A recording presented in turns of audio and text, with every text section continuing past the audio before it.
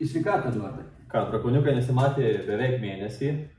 Kaip tavo atostogos? Praleidai tarybos posėdį, labai negražu, Mantas neturėjau su kuo pasikalbėti. Visi tyliai prabuvo, nieks klausimų beveik neuždavė. Turiu tave nuvilti. Ne atostogos buvo mano praleisto posėdžio priežastimi. Taip jau kartais nutinka, kad dirbo labai įdomų, aktyvų darbą jo dėka ir vykdydamas užduotis jame priverstas visų keliauti. Ir šį tarybos posėdį turėjau praleisti komandiruotės, labai įdomios stažuotės į užsienio valstybę tikslų. Gaila. Bet, nepluk manęs barti. Aš manau, kad nuo to posėdžių buvo tik tai geriau ir tarybai buvo geriau. Dėl dviejų paprastų, bet labai svarbių priežasčių. Pirma priežastis. Niekas netrukdė tarybos nariam tiesiog nediskutuojant prabalsuoti už klausimus. Ir kitas dalykas, sutaupiau savivaldybei nemenką pinigų sumą. Tai aš labai geras įstatymas, kad kiekvienas tarybos narys yra baudžiamas pinigiškai, kad nebūna posėdį arba komitete ir jis praranda didžiąją dalį savo atlyginimų. Tai ką, dabar keliaukim prie tarybos priimtų sprendimų. Pradėkim. Šioje taryboje mes aptarėme netgi 20 klausimų, iš tiesų klausimų kaip ir pradėjo mažėti, gal metų pabaiga, savivaldybė tampa ramesnė ir sprendimų reikia priimti mažiau. Pradėsime nuo pirmojo klausimo, tai buvo labai paprastas irgi darbinis klausimas, kad pagaliau Elmos mokykla buvo ir darželis atskiros įstaigos ir panašu, kad jos taps vienu juridiniu asmeniu, tai yra VŠI. Aišku, šitas procesas užtruko, jis jau turėjo būti 22 metų priimtas, bet kadangi atėjo rinkimai į savivaldos, tai vadovybė nusprendė šitą klausimą nukelti. Ir jisai nusikėlė iki pat dabar ir galiausiai buvo priimta, kad Elmos mokykla pagrindinė ir priešmokyklinis darželis bus viena įstaiga. Tai turi įvykti iki 24 metų pabaigos. Sekantis klausimas šiandien aš bandysiu uždominuoti Marių, nes jisai vis dėlto neatostogavo. Taip, darbe buvo išvykęs. Maža to, aš netgi aktyviai dalyvavau komiteto posėdėje prieš tarybos posėdį, jame buvau pasiruošęs gausybę klausimų. Man viskas trupėjo, man viskas buvo įdomu ir aš, manau, savo pareigą, kaip tarybos narys, labai sąžiningai atlikau komitete. Taip, aš tuo net nebejoju, Mariu. Taigi, mes delegavome į Kauno teritorinės ligoninių kasos stebėtojų tarybą vieną iš jaunosios Kazlų Rūdos, man vis nori sakyti jaunoji Sūduva. Manau, nesuklystum. Jo, ten vis tiek. Kaip pavadinsiu, taip nepagadinsiu. Šie personažai, tai yra žmonės, yra vienodi. Tai va, tai mes ten išsiunčiam Žanetą, jinai vis dėlto dirbus su tuo, tai manau, kad kompetencijų jai tikrai užteks. Ir toliau, trečias klausimas, tai jisai labai yra svarbus, manau, visiems mums, nes šiuo klausimu mes patvirtinome investicijas į vandens ir nuotekų savivaldybei sritį. Pagal viską turėtume investuoti 16 milijonų. Daugiau. Per 16 milijonų 700 tūkstančių eurų. Nedaugiau. Bet čia yra toksai paslėptas kabliukas, kad mes kalbam tik tai apie nuotekas ir vandenį. Taip. Bet apie šilumos tinklus, kurie irgi yra, manau, pakankamai nusidėvėję, nekalbam. Tai man labai priminė, kai aš ruošiausi mūsų laidai, kai buvo Vilniaus gatvėje atliekami šitų komunikacijų keitimo darbai. Pirmiausia, praėjau, išrausė, pakeitė vandentiekio vamzdį. Praėjau 1,5 metų, viską užliejo gražiai, vėl asfaltas, vėl išrausė nuotekas. Trečią kartą jau, man atrodo, dujas pravedė, o ketvirtą jau kartą neklystu, turbūt vandentiekio kanalizacija. Esmė tame, kad galima turbūt padaryti efektyviai, viską vienu metu išraust ir pakišti po žemę. Nežinau, ar savivaldybės strategai šitiek sugebės padaryti, bet vilkimės, kad nereikės tų gatvių lopyti ir kasti ir mums vargti su tokiais sprendimais. Norėčiau manyti, kad iš tikrųjų iš tos dalykus bus atkreiptas dėmesys, nes vis dėlto šioje taryboje ir komitete šitos klausimas buvo pristatytas. Pagrindinė buvo esmė, kad mums reikia šitas taisyklės, šitą planą pasitvirtinti vien todėl, kad savivaldybė aiškiai žinotų, ką artimiausius 11 metų darys. kur investuos neišpasakytai didžiulę pinigų sumą, tai yra beveik 17 milijonų eurų. Dėmesio, savivaldybės biudžetas šių metų pradžioje patvirtintas sudarė 20 su truputėliu milijonų, o štai čia 17 milijonų eurų per beveik 10 su virš 11 metų iki 2034 metų. Mes iš viso šiuo metu savivaldybėje turime netgi 58 km tinklo, kurio yra tiekiamas vanduo ir nuotekos mūsų savivaldybės gyventojams. Na ir laukia didžiuliai finansiniai iššūkiai šitos dalykus sutvarkyti. Tikrai kokybė inžinerinė nėra pati geriausia. Iš kur gausim pinigų? Komitete šitos klausimus aš uždavinėjau, na ir kol kas atsakymai tokie optimistiniai, viltingi, kad lėšų tikimės gauti iš Europos Sąjungos, na, iš mūsų pagrindinio finansinio donoro visiems mūsų sumanimo. Aš esu atsargesnis, tačiau tikrai palinkėsiu tiek tarybai, tiek savivaldybės vadovybei dėti visas pastangas ieškant lėšų regiono plėtros tarybos, netrukus jau prasidėsiančiame pinigų dalinimėse, kur yra daugiau negu 100 milijonų skirta artimiausiams keleriems metams. Palinkėsiu ir vyriausybėms, tiek šiai, tiek busimoms, na, suprasti, kad savivaldybių problemos yra didžiulės už tą sritimi ir jei pinigų reikės, pačios savivaldybės to nepajėgs. Planas patvirtintas, pinigai aiškus, judami priekį. Ieškoti pinigų. Taip.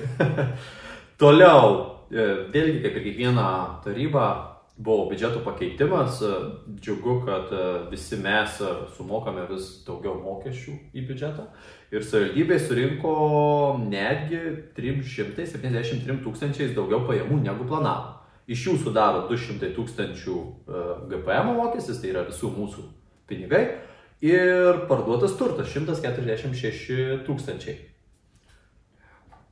Kalbant dar tiksliau, iš viso šitame posėdyje savivaldybės pajamos su vyriausybės kreditomis lėšomis išaugo 452,800 eurų.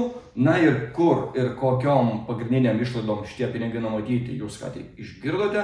Aš tik pridėsiu, kad nemaža lėšų dalis, beveik 36 tūkstančiai viršaus, keliauja kultūros centrui iš sutaupyto darbo užmokesčio fondo į nesibaigiančias, bet mūsų labai laukiamas statybų užbaigtuves, į kultūros centro, na, tikėkime, projekto galutinį užbaigimą.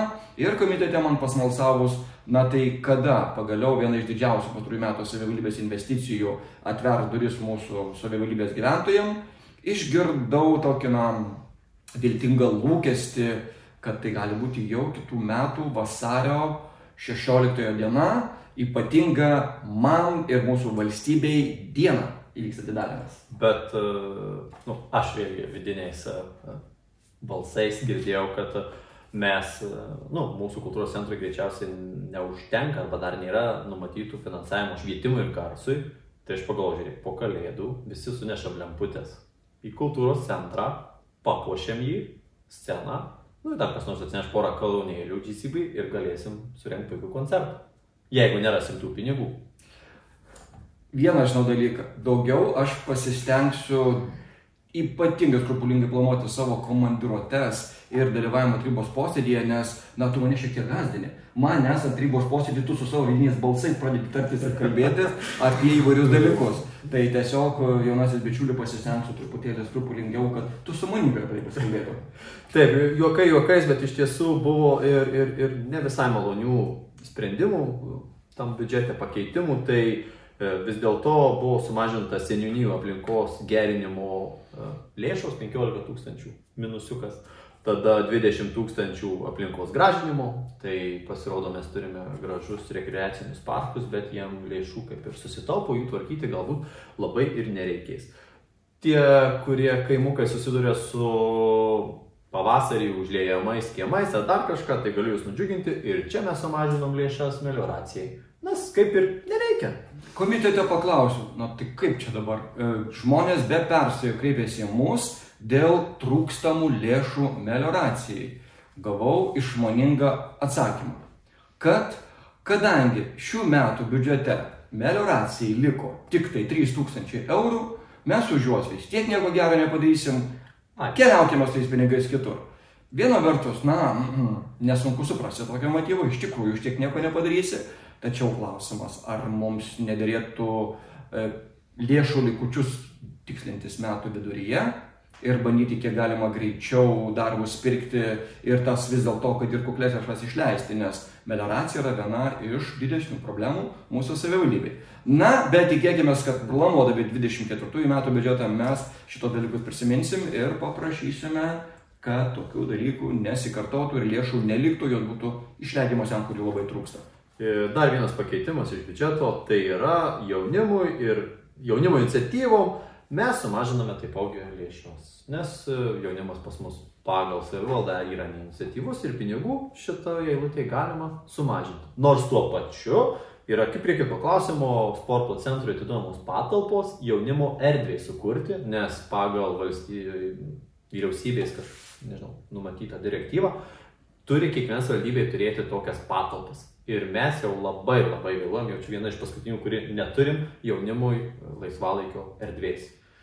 Tokią erdvę iš tiesų mes turime turėti jau nesuskaičiuojame daugybę metų atgal, tačiau yra kaip yra, jaunimo organizacijos dėja pas mus apsnūdusios, lėšų greičiausiai nepasiima todėl, kad jas pretenduoti gali oficialios organizacijos, kartais neformalios grupės, tačiau šitam trūksta truputėlį jaunimo aktyvumo. Tačiau mano žiniomis savivaldybėje pradėjo dirbti nauja jaunimo reikalų koordinatorė ir kaip visą laiką naujas žmogus, yra naujos idėjos, nauja energija ir belieka jai palinkėti puikaus santykio su mūsų jaunimu, jų užmotyvavimo ir jiems skirtų lėšų pasiėmimo savo įdomiem kūrybiniam sumanimam. Sekantis klausimas buvo labai paprastas, tai mes pritrūkom pinigų, nusimatėm ir pritrūkom nuotekų surinkimo tinklų tiesimo ir prisijungimo prie centralizuotos infrastruktūros tyrimų. Tai aš neįsigilinau, tiesą sakant, tarybos posėdžio metu iš tą klausimą, bet dabar pasiėmiau jį ir man kyla daug klausimų. Visa ta suma kainuoja 84 000 eurų šitas tyrimas. 26 gaunam iš valstybės, iš ministerijos ir iš šimonytės. Taip, iš šimonytės ir 57 trūksta. Tai ar jie nusimatė, kad užteks, ką duos vyriausybė 26, nes trūksta 27. Tai procentaliai, kiek čia trūksta, kiek buvo nusimatę, kodėl nenumatyta buvo anksčiau, pavyzdžiui, tos lėšos, bet dabar metų pabaigoje reikia rasti atsiskaityti su rangovais, kurie jau atlikę darbus, o mes esame skolingi. Žinai, kartais jaučiuosi nepelnytai paskirtas opozicijos lyderiu, nes man dažnai norisi ne oponuoti ir kalti prie kryžiaus mūsų administraciją, savivaldybės, tačiau truputėlį juos ir užtarti.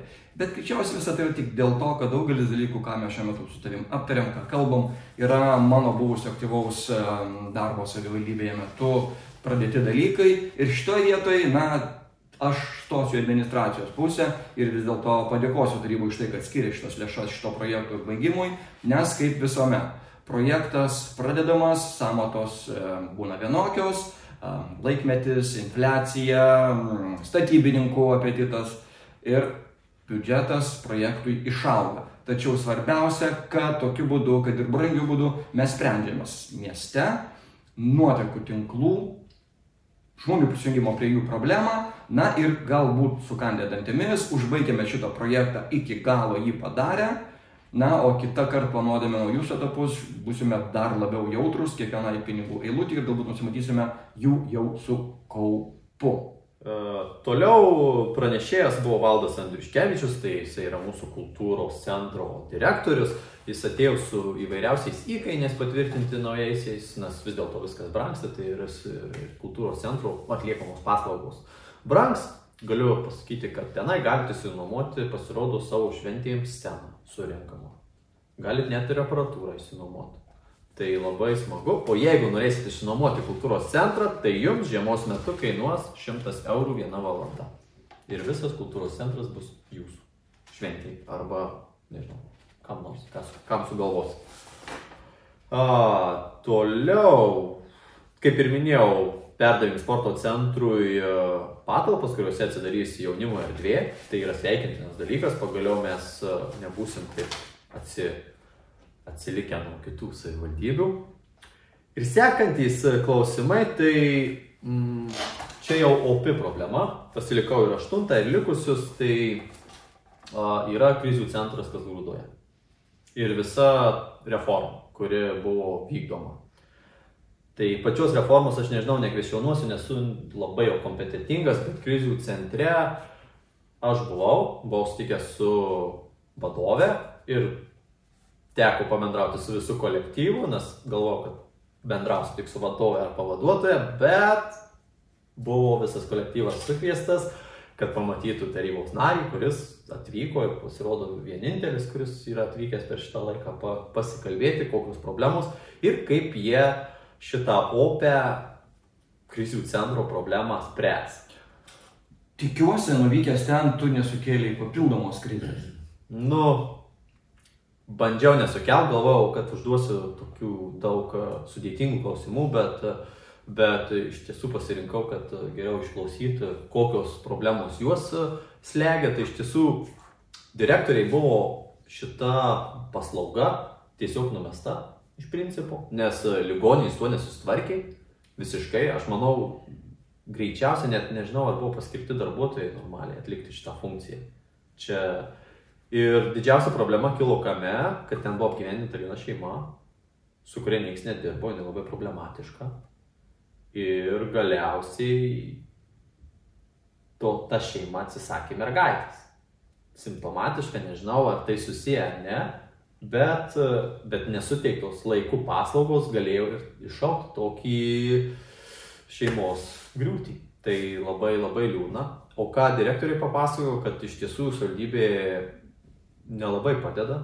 Iš tiesų, manau, kad vis tiek yra savivaldybės įstaiga, turėtų naudotis bendrais resursais pagalbos gauti, o numetė paslaugą, jūs dabar teikit, nors aš neįsivaizduoju, paskaičiau tą aprašą, kaip užtikrins paslaugos teikimą, nes pagal ministeriją turi būti 7,24, o pagal prašo tik 2 etatų. Tai kaip ir neįmanoma su 2 etatais užpildyti tokios paslaugos, neskaitant to, kad tu kai paimi šeimą, prisimi ją į krizių centrą, tu turi užtikrinti visą jos socialinį gyvenimą. Pavyzdžiui, jeigu tu dirbai Marijampolėj, bet gyvenai Kauno Plutiškėse, tai perkeli čia, tau nėra viešojo kažkokio transporto, tave darbuotojas turi nuvežti į darbą. Nes pagal vyriausybės reglamentą tu turi atlikti tokias funkcijas. Tai aš klausau tavęs, tiesiog net nesinori įsijungti į tavo iš tikrųjų užsidegimą šitą situaciją patirinėti. Ir aš tik tai priminsiu gerbėmiem žiūrovom, kad praėjusioje mūsų laidoje aš jums pažadėjau atskirą mūsų laidą, mūsų įrašą apie tai, kas iš tiesų vyksta mūsų socialinės politikos formavime ir vykdyme. Ir šitie dalykai, kuriuos įvardino Eduardas, aš juos pristatysiu su įžvalgomis, su faktais ir su savo pačio vertinimu, nes iš tiesų politinės ambicijos įkaitais pavertė įstaigas ir gyventojus. Mūsų socialinė politika yra vykdoma labai neatsakingai. Ir įstaiga, kuri daugelį metų, net keliasdešimt metų šitas paslaugas teikia kokybiškai, vien tik todėl, kad neįtiko mūsų savivaldybės merui, susilaukusi krūvos veiksmų, ne visiškai protingų, atsisveikino su paslaugų teikimu, kurios buvo sutiktos visai kitom įstaigom, kurios turėtų vykdyti kitas funkcijas. Ir dabar turime. Įstaigos gauna vykdyti funkcijas, kurių nenori vykdyti, tam reikia ir patirties, ir įvairių kompetencijų. Taip. Ir tada problema ne tik, kad nesprendžiama, bet jinai dar labiau paaštrinama. Bet apie tai, mano nepamiršome pažadėjau jums, apie socialinę politiką ir jos reikalus savivaldybėje. Dar porą dalykų, visiškai kurioziniai dalykai. Įsivaizduokite, krizių centras yra 2 aukšte. Lifto nėra. Jeigu neįgalus žmogus, nešios gal darbuotojus. Krizė. Nors direktoriai prašė tokių pat patalpų 1 aukšte, bet savivaldybė nedavė. Kodėl? Neaišku. Ir dar sužinojau, kad 1 kartą mūsų meras apsimelavo. Jis negali būti. Faktas. Jis buvo pažadėjęs darbuotojams socialiniam, kurios išėjo iš Andriušienės į šitą švietimo įstaigą, pabrėšiu, dabar švietimo įstaiga pas mus teikia socialinės paslaugas, kam nepasitaiko, kad bus nupirkta geras automobilis, naujas, pravažus, bet gavo suskilusią geldą, kuri, kaip pačios darbuotojus man pasakė, kad jeigu labiau palyja, o dabar atėjo žiema, pasnigs, iki dalies šeimų negebės su juo nuvažiuoti. Tai aš neįsivaizduoju, kodėl tu perduodi kažkokią funkciją ir neskiri finansavimą. Čia yra labai liūdna. Jeigu jau darai, tai padaryk iki galo. Na, aš nesu visiškai patenkintas tuo, ko tu pavadinai mūsų savivaldybės merą. Aš sakyčiau, kad galbūt meras tik tai neapibrėžia tikslaus laiko, iki kada tas automobilis bus perduotas.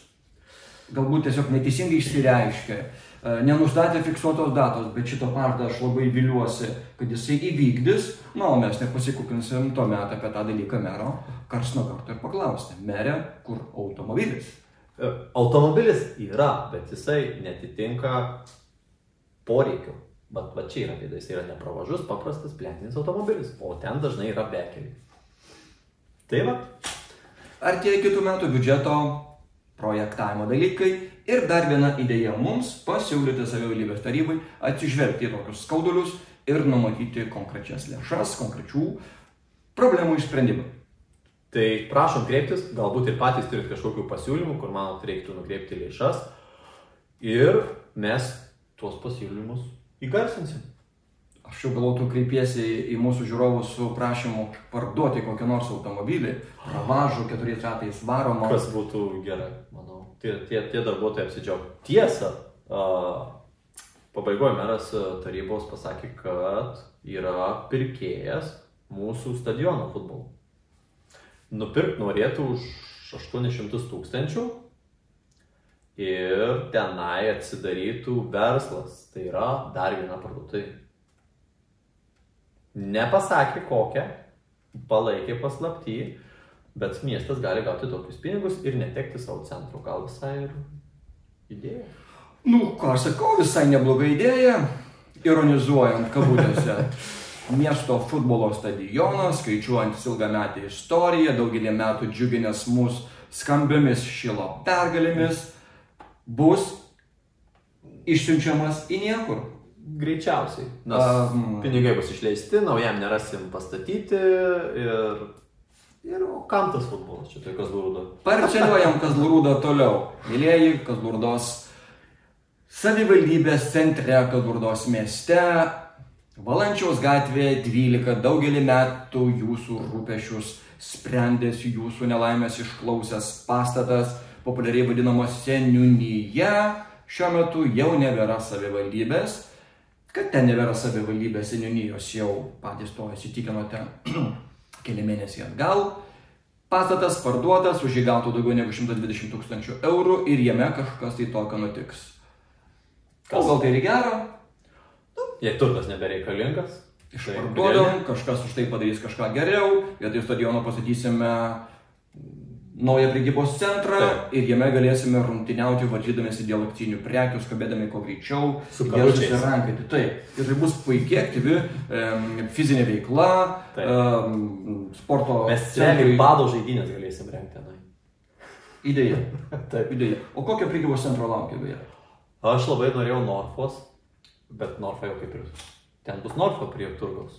Nežinai. Na, taip kalbama, taip yra tvirtinama, taip yra aišku pagal faktus, kuriuos, kad Norfa ten yra įsigijusi žemės sklypą. Tai, o man užtenka Norfos, nes ten begaliais yra alaus rūšių, kurias aš galiu ragauti skanau. Bet aš nereklamuoju. Tai kokie tavo planai šito lapkričio mėnesį, gerbiamas tarybos narys, kuris neteko galimybės šį mėnesį posėdžiauti nei komitete, nei taryboje dėl paprastos priežasties, dėl biurokratinio, valdančiųjų neapsižiūrėjimo, aplaidumo netgi pavadinčiau. Kaip žinia, šiuo metu mūsų savivaldybės meras negali atlikti savo pareigų, šiuo metu jisai yra nedarbingume dėl sveikatos ir nesant merui, taryba turėjo savo kadencijos pradžioje pasitvirtinti asmenis iš tarybos, kurie pavaduotų merą jam negalint dalyvauti posėdyje. Mes to nepadarėm, lapkričio mėnesį klausimų jokių išspręsti nepavyks. Labai viliuosi, kad nebus tokių būtinai greitų ir skubių. Ir visas džiaugsmas nusikelia į gruodžio mėnesio 18 dieną. Tačiau man labiausiai lapkričio mėnesį pritrūks mūsų tarybos posėdžio dėl vienos paprastos priežasties. Po šio posėdžio mes, opozicijos nariai, buvome numatę pasinaudoti savo teisę į opozicijos valandą ir per tą valandą kaip reikalas pakamantinėti savivaldybės vadovus dėl opių dalykų, į kuriuos kitą kartą ne visą laiką gauname tiesius, aiškius, konkrečius atsakymus.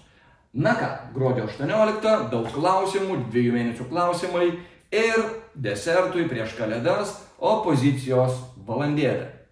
Manau, ne vieną klausimą atnešim iš opozicijos ir galbūt net kokį nors pakeitimą, už kurį tikėkimės visi bendrai draugiškai prabalsuosim. Iš tiesų labai vadovai įstaigų džiaugiasi, kad nevyks lapkričio posėdis, nes kadangi būna biudžetai baigėsi, pinigus reikia kažkaip arba įsisavinti, arba išleisti, dažnai atneša pakeitimus ir dabar jie tam turės realiai tik savaitę atlikti. Tai manau, savivaldybės vadovai visokiausi labai džiaugiasi tuo, kad turės labai mažai laiko užbaigti savo biudžetą tinkamai. Aš manau, savivaldybės pavaldžių įstaigų vadovai džiaugiasi dėl kitos priežasties. Jiems nereikia išgyventi tokio negero jausmo sėdint taryboje, kai tu nežinai, ką tavęs paklaus koks nors tarybos narys malsus, kaip pavyzdžiui Eduardas. Ir jie dėl to bent lapkričio mėnesį nuo tavo atkaklumo atsipūtė, pailsėjo, bet mylėjai dėja gruodis tokios jau šventės artėjo, kuomet Grinčas vagia kalėdas, ir Eduardas yra nusteikęs pavogti jūsų kalėdinę nuotaiką su krūva klausimų, su krūva smalsavimų, su ir toliau mažų krizių sukeliamų vizitais apsilankymais pas jūs. Tačiau dėja, tokia jau yra mūsų tarybos narių pareiga ir teisė. Domėtis, smalsauti, išgirsti ir padėti jūsų problemas spręsti. Tai ką, ačiū tau už tai, kad tu garbingai atlaikei šį tarybos posėdį, kad pavadavai mane. Pasimatom gruodžio mėnesį taryboje ir apžvalgoje po jos nesukalbamuosiuose. Pabandysim neužtęsti ir iki švenčių šitą laidą jums paleisti. Iki pasimatymo.